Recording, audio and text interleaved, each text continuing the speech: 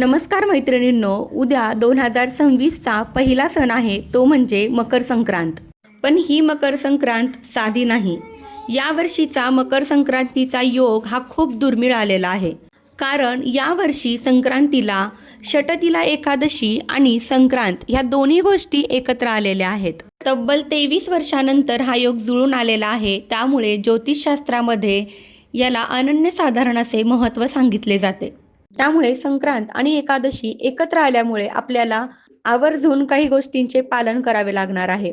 एकादशी आणि संक्रांत एकत्र आहे, त्यामुळे बघा आपल्याला एकादशीचेही नियम तेवढेच पाळणं गरजेचे आहे आणि संक्रांतीचेही नियम तेवढेच पाळणं गरजेचे आहे. त्यामुळे कोणत्या गोष्टी करायच्या आहेत, कोणत्या गोष्टी टाळायच्या आहेत, एकादशीला ह्या दिवशी काय विशेष महत्त्व आहे, या सगळ्या गोष्टींची माहिती तुम्हाला जर जाणून घ्यायची असेल तर खाली दिलेल्या लिंकवर क्लिक करून तुम्ही संपूर्ण व्हिडिओ बघू शकता. धन्यवाद. श्री स्वामी समर्थ.